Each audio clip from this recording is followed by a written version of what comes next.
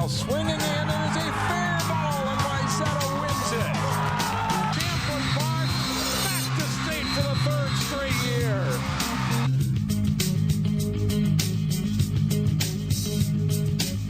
Hello and welcome to Sports Jam for the week of October 22nd. I'm Jay Wilcox. I'm John Jacobson. It's a big show this week with highlights from section soccer finals, plus a look ahead to the football and volleyball playoffs. And in our Sports Jam spotlight, meet a good leader for the Armstrong girls swimming team. Up first, regular season finales in prep football, and we'll start with a Metro North Sub-District contest between Totino Grace and Champlin Park, who met up in what turned out to be a high-scoring game on senior night at Champlin Park. Second play from scrimmage, and Rebels running back Nick Villamizar takes it up the middle for a 28-yard touchdown, and Champlin Park leads 6-0. Rebels rush for 164 yards in the game. Eagles come right back and score on their first drive. Patrick Doran with the first of his 4 touchdowns. Totino Grace leads 7-6. Early second quarter, Rebels quarterback Bennett Otto finds Jace Miller on an 8-yard touchdown pass. Miller later adds a rushing TD to put the Rebels up 19-7. Back comes TG late first half. Krzysztof Kolakowski to Evan Spivacek on a 9-yard touchdown pass. Eagles lead 20-19 at halftime. Third quarter, Otto to Kato Seeley, a 10-yard touchdown pass, the second TD of the game for Seeley. But the Eagles hang in there and just missed a chance to tie it or win it in the game's final seconds. Kolakowski's 4th down pass is broken up by Jay Bang as Champlin Park is able to hold on, beating Totino Grace 41-34. In the Metro West, Wayzata visiting Maple Grove, and the Trojans get up early. Quarterback Keaton Heidi fakes the handoff and wins the race to the corner of the end zone. Wayzata leads 20-3 early. Maple Grove battles back, though, and check this one out. Nate Elms rolls right and throws to the end zone. Jacob Engel, in a battle with the defender, comes up with the football. A great grab there. The Crimson pull within 20-17, and they're up 24-20 at the half as the little kids briefly take over. Fourth quarter, Wayzata goes back in front as Heidi on the keeper works his way through traffic and then powers into the end zone. It's 34-31 Trojans. Same score late in the game. Maple Grove lining up for a field goal, but it's a fake, and holder Max Hoyt completes the pass to Tanner Skansen. He's knocked down at the 1-yard line. So with 7 seconds left, Evan Hull leaps in for the touchdown, his 4th of the game, as Maple Grove wins a wild one 38-34. 2 teams from the area enter their last game with a chance to go 8-0 in the regular season. Unbeaten Cooper visiting Irondale. First quarter, Cooper's Trayshawn McMillan throws to Pedro Amusu, and the speedy senior does the rest. He gets down the sideline for a 55-yard touchdown and a 7-0 Hawks lead. The second quarter, McMillan threads it to Dekejian Clay for a Cooper touchdown. The Hawks go up 13-6. The Knights, though, score before halftime. Leighton Glodek to Aiden Price, and it's 13-all at the half. Early in the third quarter, Irondale's Parker Freiberg gets in for an 11-yard touchdown, and the Knights take the lead for good. And from there, they bury the Hawks. Ahmad Berry gets through for the sack as Irondale shuts out Cooper in the second half.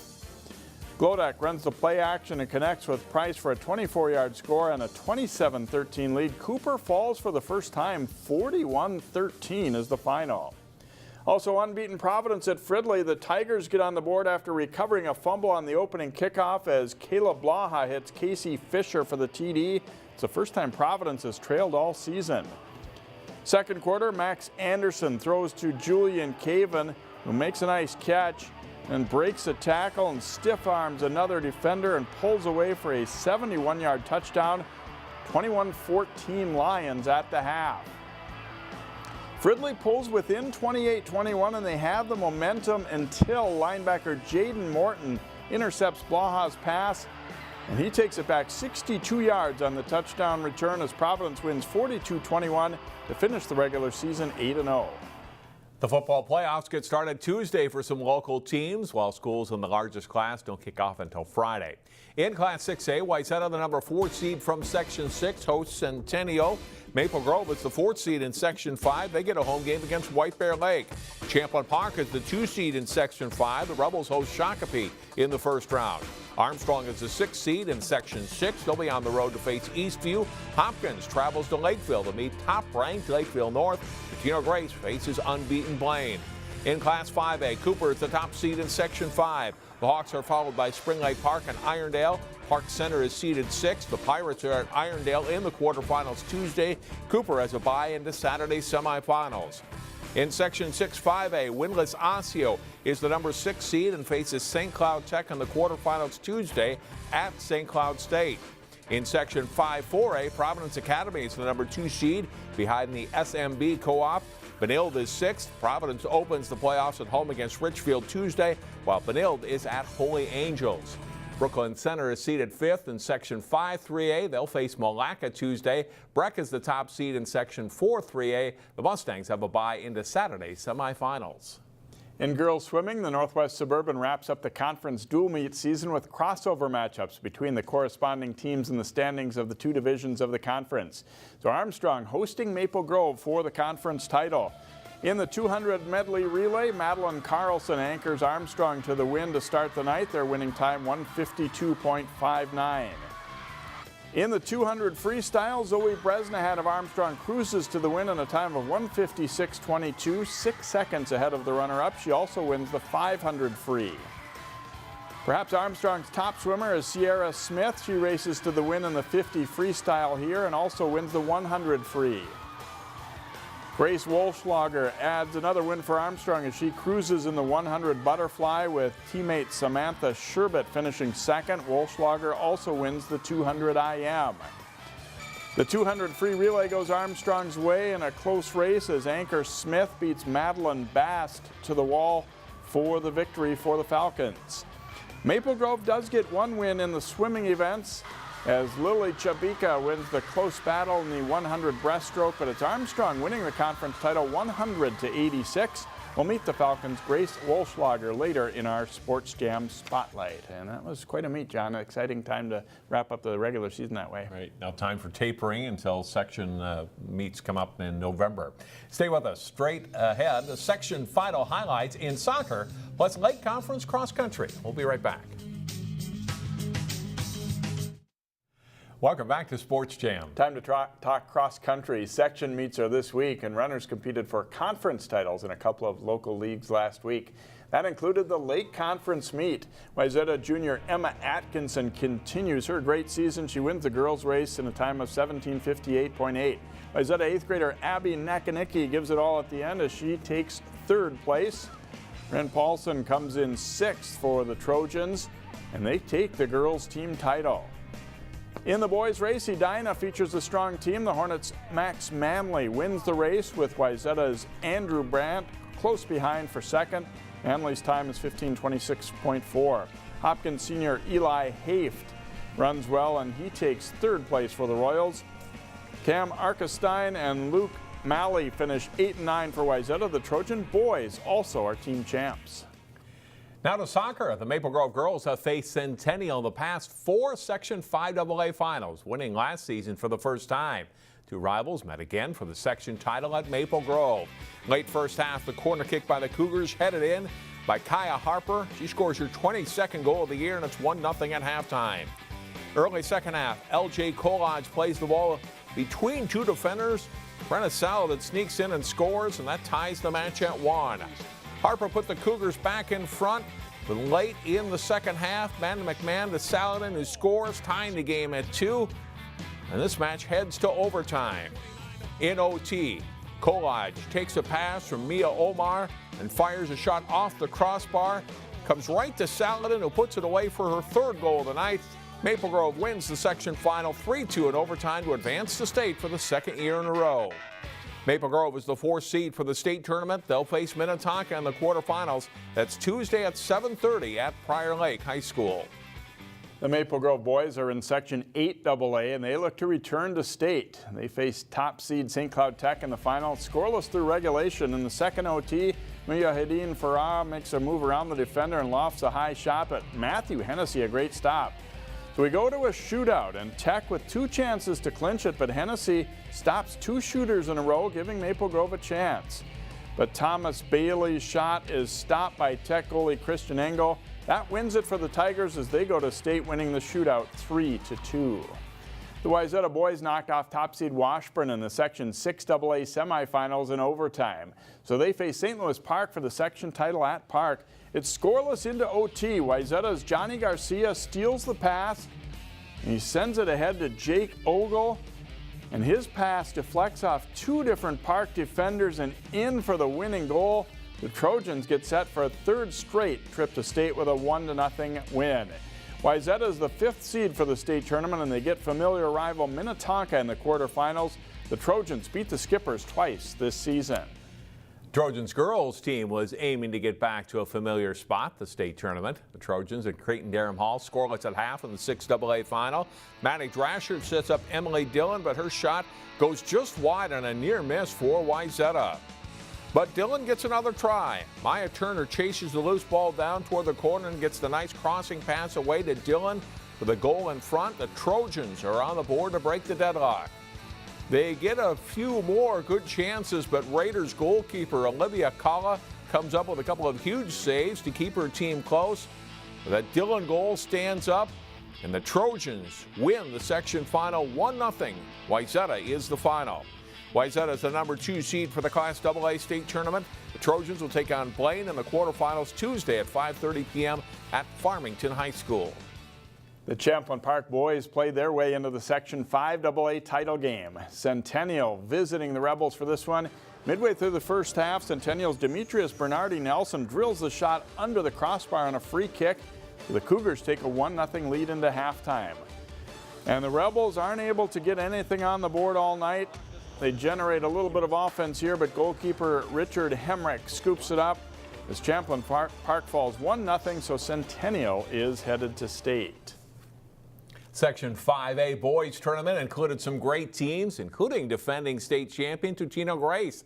Top-seeded Eagles playing number 3 seed Blake in the section final. The Bears had beaten Breck in the semis. Nice through ball here. Jackson Lagos to Jake Shapiro, who scores. And Blake takes a 1-0 lead 13 minutes into the match. Late in the first half, the Eagles tie it. Jacob Wasik turns and fires a shot into the Bears' net. Look at it again. The senior getting the Eagles on the board, and that's 1-1 at halftime. Late second half with Blake a man down. The Eagles almost take the lead, but Herbert Endelay's shot hits the side of the net, and it stays 1-1. With under 2 minutes to go, off a throw-in, Blake's number 10, Jake Lundberg, heads the ball off the goalie's hands to crossbar and in. That's the winning goal. Blake stuns number 1 Totino Grace 2-1 to advance to state. They are the number 1 seed in Class A. In the Section 5A girls final, Benilde St. Margaret's against Blake. First half, Blake's KK Haug with a perfect pass to Maddie Tix, and she buries it. It's 1-0 Bears. Early in the second half, Benilde's Elizabeth Dietzen with a nice ball for Amanda Cassidy, and she finishes with the left foot to make it 1-1. A short time later, Cassidy rips another nice shot. The Blake goalkeeper gets a piece of it but can't keep it out. The Red Knights go on to win 2-1, making the state tournament for the 3rd time in 4 years. Benilde is seeded 3rd for the state tournament. The Red Knights meet Rochester Lords in the quarterfinals Wednesday at Prior Lake. The playoffs get started this week for high school volleyball teams as well. In Section 5 3A, number 1 Champlin Park is the top seed, followed by Wayzata and Osseo. Maple Grove is seeded 6th, Park Center 8th, and Cooper 11th. In the first round Tuesday, Park Center hosts Orono, and Cooper is at Maple Grove. Quarterfinal matches are Thursday at the site of the high seeds, with semifinals next Tuesday. In Section 6-3A, Edina is the top seed, followed by Benilde St. Margaret, Southwest, and Jefferson. Armstrong is 6th, and Hopkins 7th. Armstrong hosts Kennedy, and Hopkins hosts Washburn Tuesday in the first round. The quarterfinals are Thursday at high seeds. Totino Grace is the number 2 seed in Section 5AA, while in Section 4A, Maranatha Christian Academy is the top locally seeded team. They are seeded 4th overall, and Jay, should be fun to watch the playoffs, see if anyone can challenge Champlin Park here in sections. Yeah, it's going to be some interesting tournaments. Really looking forward to both the Section 5 and 6 tournaments in 3A especially. Next in our Sports Jam Spotlight, meet a leader on the conference championship Armstrong girls swimming team. The Armstrong girls swimming and diving program has had a pretty good resurgence in the past few seasons. In this week's Sports Jam Spotlight, we meet Falcons senior standout Grace Wollschlager. She's into the final laps of a good high school career. Armstrong senior Grace Wollschlager is an excellent swimmer, but her place on the team goes far beyond skills. Supporting her teammates, being a voice for her teammates to the coaches. She is always the first to stand up for one of her teammates. She's obviously talented. Her contributions in terms of scoring points and whatnot speaks for itself. She's the first person to wish someone a happy birthday. I mean, I wouldn't say that I set out to be a leader, but it's definitely something that I do try to be. It's not like a main goal. I would say a lot of the time it comes naturally. It's just kind of like a matter of like morals, but I definitely like taking the position as captain. I've definitely been focusing on what I'm doing a little bit more just to make sure I'm a good influence on the girls and that I'm always kind of like a good role model. A lot of times girls, all being so respectful as this team is, don't necessarily want to voice something if they're not feeling so well or they're wondering why we're doing something. And I think they all know they can go to Grace. Grace will talk to us. We really respect that as coaches because it helps me be a better coach. Last season as a junior, Wollschlager helped the Falcons to their first Northwest Suburban Conference title, a feat they repeated this past week. It's special for the program. We just got our first conference title, and it was huge, like, to put up that banner, and I think it's a really big motivation for this year as well, just because we only have 1 year on that banner, so in order to put another year on that banner with just going in with like a lot of confidence is super exciting for us. Like most top high school swimmers, Grace swims club too. She competes for lifetime. Club is a lot more slow progress because we don't have as many meets back to back like we would in high school. It's also a lot more individual, it feels like, just because the team's so much bigger. There's so many more age groups, there's boys and girls. So since it goes by age group, it becomes more of an individual thing, but your teammates are definitely still there to help you out. Overall, it's just like a bigger environment. Wollschlager plans to swim in college and has whittled her list of possibilities to 2 local schools. I've narrowed it down to St. Kate's and the University of Minnesota so far. So I'm really excited for that. I have 2 very good options, so I think that'll be a pretty tough choice for me. Grace has competed in the past 3 state high school meets, mostly as part of relays. She candidly admits that nerves played a role when she placed 12th in the 100 butterfly last season. When I got into like individual events last year, I got a little scared about it because it was like at sections I go in knowing that I'll do very well. And then state, not only is your taper prolonged, but there's a whole new sections of swimmers coming in. So knowing that everyone else is just as fast as me, it shouldn't be a factor that scares me as much as it did, but it definitely freaked me out. So the nerves got me last year, but hoping to come back stronger. The final season is winding down for Grace Wollschlager and her senior teammates, but she's determined not to make this a farewell tour kind of season. I've tried not to make a really big deal on it because I think it would just it's a little bit of a downer move to like mention that, oh, it's my last everything, you know. It kind of like puts a little dampener on whatever event you're doing with the team. So I think it's really important just to make it as fun as possible, whether that be trying as hard as you can to go fast or just trying to have fun.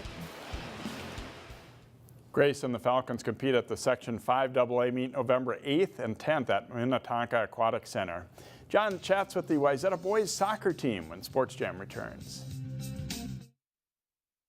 As we showed you earlier in the program, the state soccer tournament starts this week. The Wayzata Trojans boys, the lone boys team from the area to make the AA field, and they join us now on the show. Let's start with Ethan Wagner. And first of all, congratulations.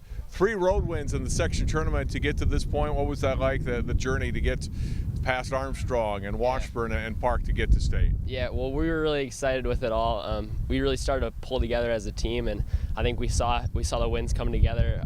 Everyone was excited for each other, and we played as a team, and we were able to get the win together. So It's hard to imagine the defending state champion being an underdog, but you kind of were in that section tournament and even going into the state tournament, right? Yeah. We were a 5 seed, so coming into every game we were away, but that didn't stop us. We came out with the motivation. We took it as we can prove that we're competitive with any team, and if we try hard enough, no one can stop us. Those overtime games can go either way. How exciting were those wins against the Millers and the Orioles? Yeah, those were really exciting. I mean, we had some chances earlier in the game, but when it goes to overtime like that, everyone's getting a little nervous at the end, but Stu was able to get one for us, and those are really exciting when that happens. So. Good luck this week in the state tournament. Thanks much. All right, Stu, Sain, and you had that game winner. Tell me about that goal and overall the whole experience of the playoffs, how it's been. Well, the playoffs have been really good.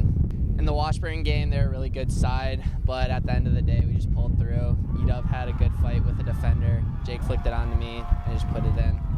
How much did your hard schedule that you played during the regular season and those section playoff games get you ready and prepared to play in the state tournament? Yeah, we believe we have like one of the toughest schedules in the state, and even if our record doesn't look the best, we play like 7 top 10 teams, so we're always ready for a good match, and it just shows that it doesn't matter what seed you are, just have to play with heart.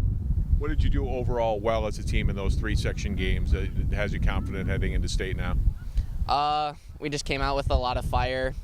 At the beginning of the season, we might have not had that fire, but we thought it was disrespectful to put us at the 5 seed, so we just came out and proved everyone wrong.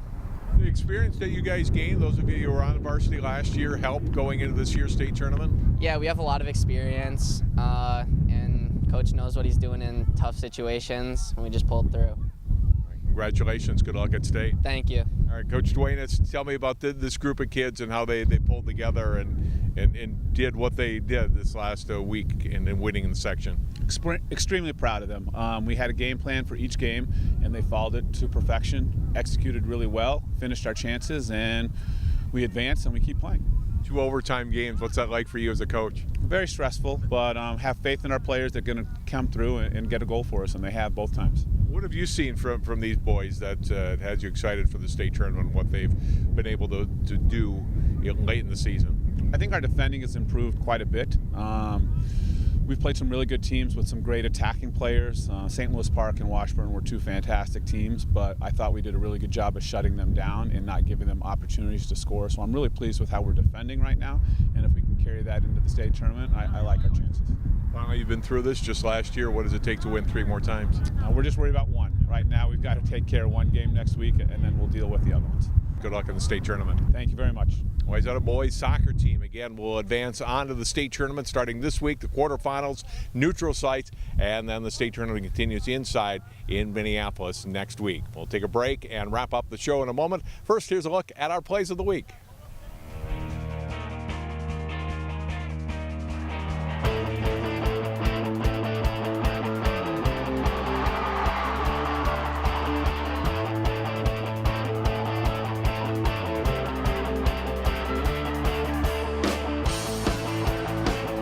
The onside kick gets that high bounce, tipped. They get it, they got it. Covered by the Eagles. How about that?